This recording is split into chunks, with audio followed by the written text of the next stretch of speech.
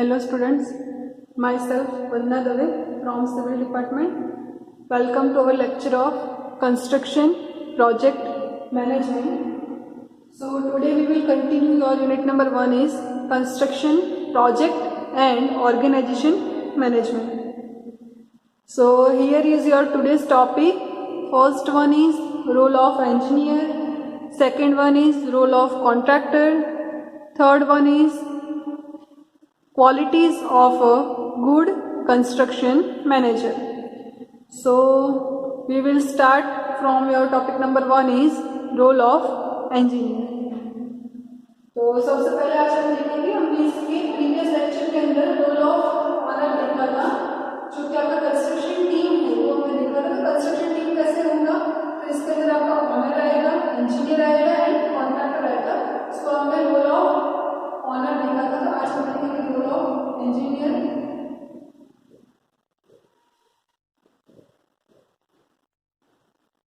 तो क्या क्या रोल्स रहेंगे इंजीनियर के, या फिर क्या क्या ड्यूटीज रहेंगे इंजीनियर की। तो सबसे पहले आपको इसके जो भी पॉइंट्स है वो सबसे पहले याद होने चाहिए, उसके बाद हम इसको डिस्क्राइब करेंगे। सो क्या क्या हो गए रोल ऑफ इंजीनियर, वो सबसे पहले हम देखेंगे, जो भी इसका लिस्ट है वो, और वो आपको एक बार आ जाए उसके बाद इसको हम डिटेल में देखेंगे। सो सबसे पहले हम स्टार्ट करेंगे रोल ऑफ इंजीनियर के जो भी ड्यूटीज है उससे। तो यहाँ पे मैंने रोल ऑफ इंजीनियर की जो भी ड्यूटीज है, यानी कि जो भी रोल रहेगा उसकी जो पॉइंट्स है वो मैंने यहाँ पे लिखे हैं। तो सबसे पहले हम ये पॉइंट्स देखेंगे, उसके बाद हम इसको डिस्क्राइब करेंगे। तो नंबर 1 में इसके अंदर सबसे पहले डिजाइनिंग, प्लानिंग एंड ड्राइंग्स। उसके बाद नंबर 2 है रेडी टेंडर डॉक्यूमेंट्स। उसके बाद है लिमिटेशन ऑफ टेंडर्स। उसके बाद है कंस्ट्रक्शन मैनेजर। उसके बाद है सुपरविजन ऑफ वर्क्स। उसके बाद है चेकिंग ऑफ बिल्स, और उसके बाद है एक्स्ट्रा आइटम्स एंड क्लेम्स। यानी कि टोटल आपके 8 पॉइंट्स है रोल ऑफ इंजीनियर के, यानी कि 8 ड्यूटीज है इसकी, जो हम 1 बाय 1 देखेंगे। तो सबसे पहले हम स्टार्ट करेंगे इसके अंदर। तो डिजाइनिंग, प्लानिंग एंड ड्राइंग के अंदर क्या आएगा, तो सबसे पहले हमें जो भी हमारे पास जो भी प्रोजेक्ट है उसकी जो डिज़ाइन है वो करनी चाहिए। तो डिज़ाइन कैसे होगा, तो डिज़ाइन के लिए हमें सब कुछ ध्यान में रखना होगा कि जो भी ऑनर की जो भी टर्म्स एंड कंडीशन है उसके अकॉर्डिंग हमें जो भी डिज़ाइन है वो करनी चाहिए। उसके बाद जो डिटेल कंस्ट्रक्शन ड्राइंग है वो भी रेडी कर देना चाहिए, और जो भी डिज़ाइनिंग के लिए जो प्लानिंग करना है वो भी इसके अंदर आएगा। तो सबसे पहले क्या आएगा, तो डिज़ाइनिंग, प्लानिंग एंड ड्राइंग, यानी कि कोई भी डिजाइन, यानी कि डिटेल अगर हम देखें, आपका कोई भी कंस्ट्रक्शन का जो भी डिटेल ड्राइंग है वो भी रेडी हो जाना चाहिए। उसके बाद प्लानिंग कैसे करेंगे वो भी आ जाना चाहिए, डिजाइनिंग भी आ जाना चाहिए। तो डिजाइनिंग अगर हम बोले तो कैसे होगा कि अगर आपका कोई भी कंस्ट्रक्शन है, अगर आपको बोला है कि कोई भी आपका एजुकेशनल बिल्डिंग बनाना है, तो बिल्डिंग के अंदर क्या इसके अंदर लाइव लोड रहेंगे, या इसके अंदर डेड लोड रहेंगे, या फिर सिस्मिक लोड कैसा रहेगा, वो सब कुछ इस एजुकेशनल बिल्डिंग की जो डिजाइनिंग होगी इसके अंदर रहेगा। तो डिजाइनिंग के अंदर सब कुछ आपको इन्वॉल्व कर देना है, और उसके अंदर जो भी आपका विजुअल इफेक्ट्स है वो भी इसके अंदर आ जाएगा। अगर आपका मॉनसून है तो किस टाइप का आपका इसके अंदर कॉन्क्रीट रहेगा, किस टाइप का स्टील रहेगा, वो भी इसके अंदर पूरा आ जाएगा। तो सबसे पहले आपका होगा डिजाइनिंग, प्लानिंग एंड ड्राइंग्स, जो आपका रोल ऑफ इंजीनियर का फर्स्ट पॉइंट है। उसके बाद है रेडी टेंडर डॉक्यूमेंट। तो इसके अंदर क्या आएगा, कि जो भी आपका टेंडर डॉक्यूमेंट है वो सबसे पहले आपको एक स्टार्ट करना है, रेडी करना है। तो टेंडर डॉक्यूमेंट है वो आपका कॉन्ट्रैक्ट का एक बहुत ही ज़्यादा इंपॉर्टेंट पार्ट है। तो इसके अंदर क्या क्या होना चाहिए, तो इसके अंदर आपका जो कॉन्ट्रैक्ट है उसके जो भी टर्म एंड कंडीशंस है वो होनी चाहिए, जो भी स्पेसिफिकेशंस है वो भी इसके अंदर होनी चाहिए। उसके बाद अगर हम देखें तो जो भी आइटम्स है, यानी कि अगर हमें एक्सकवेशन करना है, या फिर आरसीसी करना है, या फिर पीसीसी करना है, तो उसकी जो भी क्वांटिटीज है वो अच्छी तरह से इसका कैलकुलेशन। तो जो रेडी टेंडर डॉक्यूमेंट है उसके अंदर हमने सब कुछ देखा। तो इसके बाद अगर हम देखें तो इसके अंदर है इन्विटेशन ऑफ टेंडर्स। तो इन्विटेशन ऑफ टेंडर्स के अंदर क्या रहेगा, कि हमारे पास बहुत ही ज़्यादा टेंडर आ गए हैं,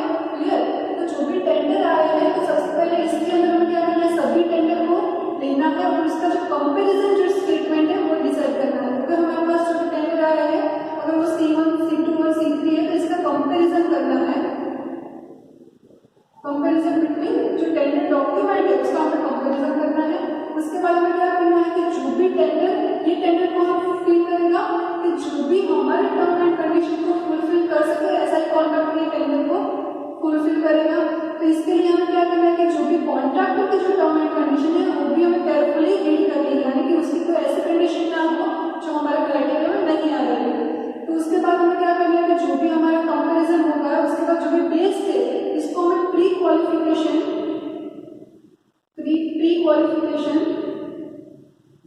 बिड के अंदर जाने के लिए बोला है, यानी कि प्री क्वालिफिकेशन बिड की जो भी पूरी प्रोसेस है इसके लिए हमें इसको अलाउ करना है। तो ये आपका होगा इन्विटेशन ऑफ द टेंडर। तो ये जो टेंडर वर्ड है हमें पूरा पढ़ना है हमारा यूनिट नंबर 2। अभी हमने देख रहा है यूनिट नंबर 1 जिसके अंदर construction project and organisation management आ रहा है। तो अगर हम देखें तो यूनिट नंबर 2 है, उसका पूरा नाम ही टेंडरिंग एंड टेंडर है। तो इसके अंदर पूरा आएगा कि टेंडर क्या है, what is the tender document, pre qualification bid क्या है, उसके अंदर क्या क्या प्रोसेस होगा, कैसे ये टेंडर एग्जीक्यूट होगा, कैसे इसका डेट आएगा, वो सब कुछ हम इसके अंदर देखेंगे। जो लेकिन अगर हमारा रोल ऑफ इंजीनियर की बात करें तो इसके अंदर आपको जो इन्विटेशन ऑफ टेंडर है इसके अंदर आपको इसकी इतनी चीजें लिखनी है। उसके बाद देखें तो कंस्ट्रक्शन ड्राइंग। तो कंस्ट्रक्शन ड्राइंग के अंदर क्या आएगा, तो ये आपका इम्पोर्टेंट एक पार्ट है आपका रोल ऑफ इंजीनियर का। तो कंस्ट्रक्शन ड्राइंग है, दैट मीन्स कि आपको जो भी ड्राइंग है वो रेडी करने हैं, जो भी डिटेल ड्राइंग है वो आपको रेडी करने हैं।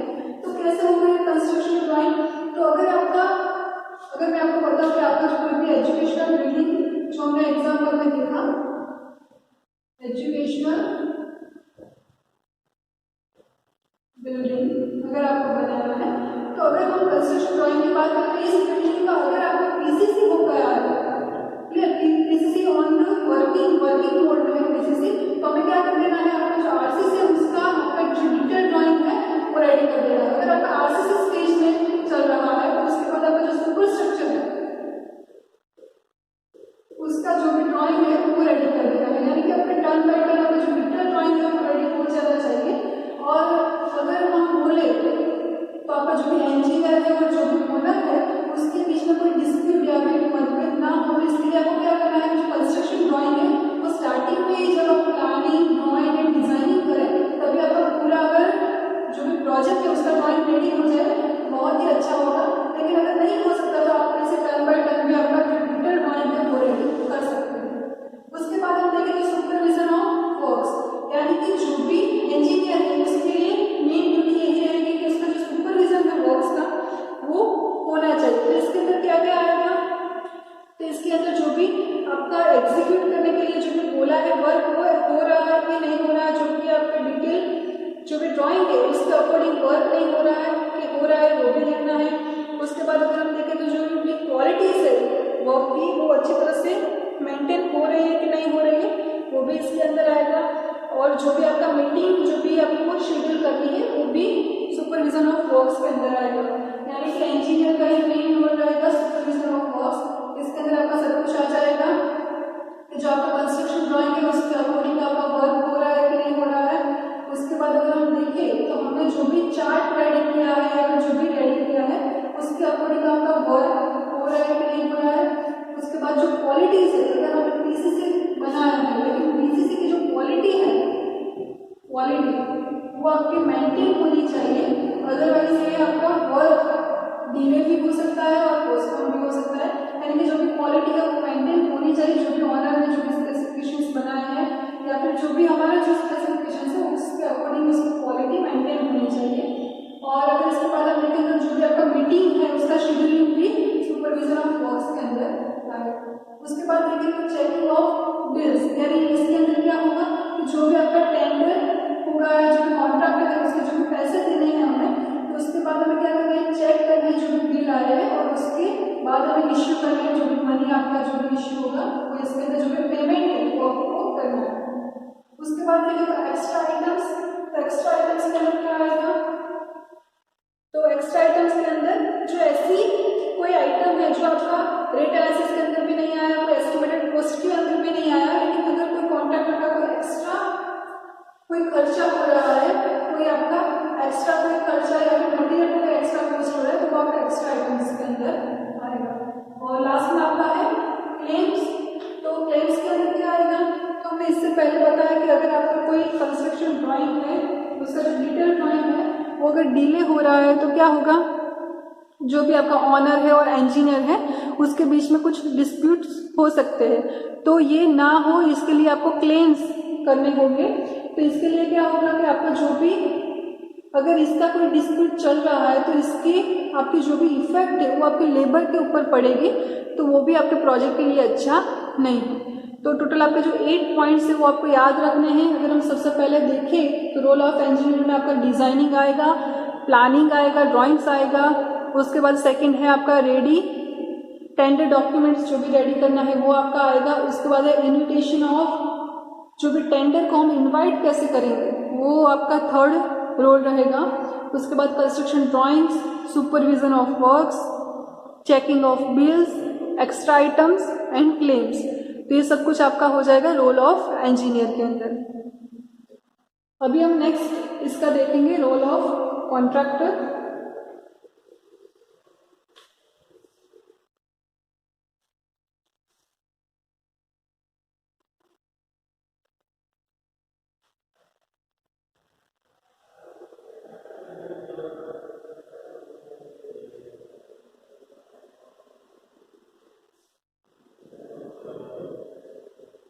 रोल ऑफ कॉन्ट्रैक्टर,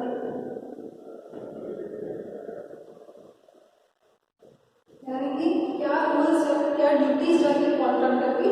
तो सबसे पहले मैंने बताया इस तरह से आपका जो रोल ऑफ इंजीनियर में आपने देखा या फिर रोल ऑफ ऑनर में जो देखा कि आपको जो लिस्ट है आपका रोल का वो आपको सबसे पहले याद होना चाहिए। उसके बाद जो भी है हमें डिस्क्राइब करना है, तो सबसे पहले हम लिस्ट आउट करेंगे, उसके बाद इसको डिस्क्राइब करेंगे या फिर डिफाइन करेंगे कि इसके अंदर क्या आएगा।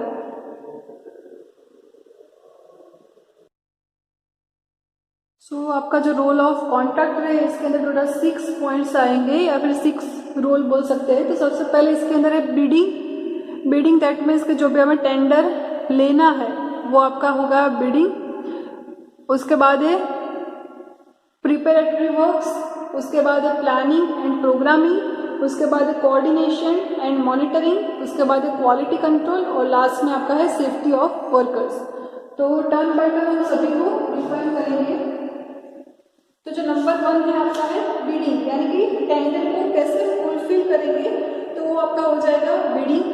तो जो कोई भी कॉन्ट्रैक्टर है उसको टेंडर को फुलफिल या फिल करने के लिए सबसे पहले जो भी इसके अंदर टर्म एंड कंडीशन है उसको सबसे पहले केयरफुली रीड कर लेनी चाहिए। उसके बाद जो भी साइट कंडीशन है या फिर मार्केट कंडीशन है वो भी देखनी चाहिए, या फिर जो भी अभी मार्केट में जो रेट है उसको भी देखना चाहिए।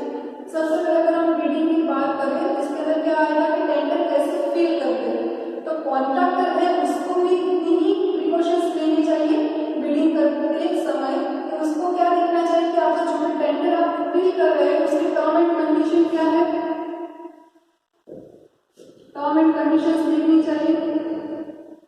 अगर उसके बाद हम देखें तो हमें क्या देखना चाहिए कि जो भी आपका साइट कंडीशन कैसी है। अगर आपका कुछ यहाँ पे साइट आपका एग्जीक्यूट हो रही है तो उसकी साइट की कंडीशन कैसी है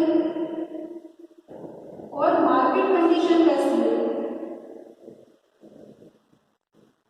दैट मीन्स अगर आपका जो भी प्रोजेक्ट है वो डिले होने वाला है या फिर वो आपका लॉन्ग टर्म प्रोजेक्ट है तो उसके मार्केट की भी कंडीशन हमें देखनी चाहिए। और अगर हम देखें तो इसके अंदर जो भी मटेरियल यूज हो रहा है उसका अभी रेट क्या चल रहा है, कुछ दिन बाद उसका रेट क्या होगा और आफ्टर लॉन्ग टाइम इसके जो भी रेट होंगे वो क्या है, तो सब कुछ इसको आपका सबका सुपरविजन कर देना चाहिए एक बार, उसके बाद ही बिडिंग करना चाहिए। उसके बाद है प्रिपरेटरी वर्क्स, यानी कि क्या क्या प्रिपरेशन करनी चाहिए हमें कोई भी कॉन्ट्रैक्ट लेने से पहले या फिर टेंडर को फिल करने से पहले।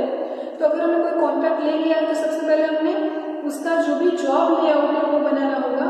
तो उसके अंदर क्या आएगा कि आपका ऑफिस कहाँ पे होगा, स्टोर रूम कहाँ पे होगा, आपका मटेरियल का स्टोर है वो कहाँ पे होगा, वो सब कुछ देखना चाहिए। उसके बाद आपका जो भी लेबर है उसका अगर हमने कोई रेसिडेंशियल एरिया बनाया है तो वो आपका साइड से हो सके उतना नजीक या फिर नियर योर साइड होना चाहिए। उसके बाद अगर हम देखें तो आपका जो भी कॉन्क्रीट का जो मिक्सिंग का प्लांट है या फिर पैचिंग प्लांट है वो भी आपका अच्छी तरह से होना चाहिए उसका प्लानिंग। और अगर हम लास्ट में देखें तो इसके अंदर क्या आएगा कि जो भी आपका वाटर सप्लाई है या फिर इलेक्ट्रिसिटी का जो भी सप्लाई है वो भी आपका प्रॉपर होना चाहिए। यानी कि आपका जो प्रिपरेशन, अगर हमने साइट रेडी कर दी है, हमने कॉन्ट्रैक्ट ले लिया है, उसके बाद जो भी प्रिपरेशन वर्क है वो इसके अंदर आएगा। तो सबसे पहले हम प्रिपरेटरी वर्क्स के अंदर देखें तो जो भी आपका साइट है वहाँ की कंडीशन कैसी है वो इसके अंदर आएगा। उसके बाद अगर हम देखें तो सबसे पहले हमें जॉब लेआउट बनाना होगा, जॉब लेआउट। तो इसके अंदर क्या होगा, अगर हमने जॉब लेआउट बनाया हमारे साइट का तो कहाँ पे आपका स्टोर रूम रहेगा, कहाँ पे आपका मटेरियल का स्टोर होगा, ये वो सब कुछ आपका ऑफिस कहाँ पे होगा, तो वो सब कुछ आपका एक जॉब लेआउट के अंदर क्लियर हो जाएगा।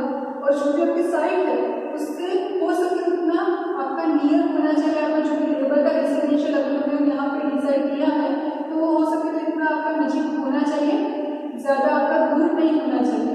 क्लियर, ये आपका प्रिपरेटरी वर्क्स हो गया। और उसके बाद अगर हम देखें तो इसके अंदर आपका जो भी प्लांट्स यूज हो गए, वहाँ ऐसा तो नहीं है कि आपका सब कुछ बाहर से आएगा। तो जो भी आपका बैचिंग प्लांट है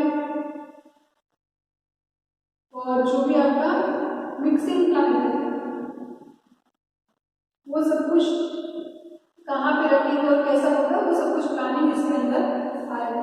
और लास्ट में अगर देखें तो आपका जो भी वाटर सप्लाई है, इलेक्ट्रिसिटी सप्लाई है, वो इस तरह से है कि नहीं, वो भी आपका प्रिपरेटरी वर्क्स के अंदर आ जाएगा। उसके बाद planning and programming. Planning and programming के अंदर क्या आएगा कि आपका जो पूरा कॉन्ट्रैक्ट का जो भी